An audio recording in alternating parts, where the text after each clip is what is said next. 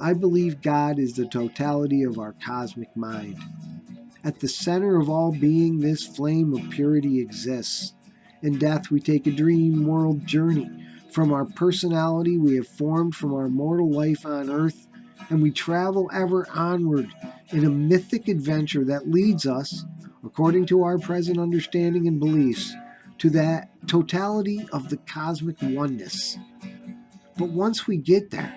the only thing we want, after attaining the highest and most refined state of being, sitting in silence of thought or desire,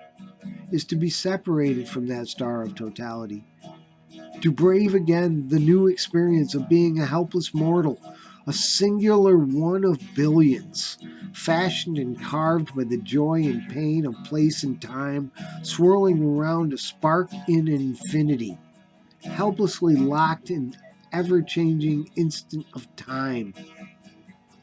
at the mercy of vast and unknown forces of eternal light and darkness, and locked and imprisoned in a frightened ego, in a pain and pleasure-filled body, wearing a social facade of friendship and genealogy, courteous and kind and humble and loving, while behind the mask lives a petty, scared, mean, and revengeful maniac, shattered and traumatized and wounded by unevolved civilizations that murder their God-given leaders and lie, cheat, steal, and torture, to live lives of excess so horribly and materialistically insane that they threaten the whole planet's garden of life and do not mind risking the future generations of all humanity for their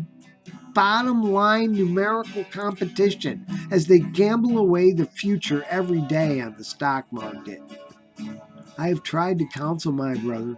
that it is time for him to retire from this battle and find a peaceful Buddha garden to hide in behind a locked gate until this storm passes. And then maybe, when weed is legal and they want to hear those old folk songs again, we could go out old and gray and play for them, Jacko. And maybe this time they would listen. Maybe they would come out of their houses and fill the streets and dance together in a cloud of peace and love. Better yet, we could sing together the old songs now and reminisce like old warriors do on the golden battles of the past, lost and won in this long uncivil war we have fought in. Like old wounded campaigners, we can try to forgive that cruel and evil bastard lurking behind everybody's mask, even our own, and just smile at the facade of the attempt to be present in the moment with no judgment, no expectation, or regret, and play a game of chess in the dappled sunlight after a nice lunch, and sit and share some legal holy smoke and take it easy now and give up the fight with gravity, with gross and tortured humanity, and truly try to forgive the past and the inevitable realization that we are not mountains after all, but beautiful and precious, intricate sand paintings blowing in the wind of history. Even our great service for John Lennon's ghost, or our sister Cindy's murdered spirit I saw dancing on the clouds the morning after she died, is finally, after all the blood and sweat and tears, just the thing of myth and legend, soon to be forgotten in the ever-blowing winds of time. Soon we will rejoin all our old pals for another adventure beyond and in between this one.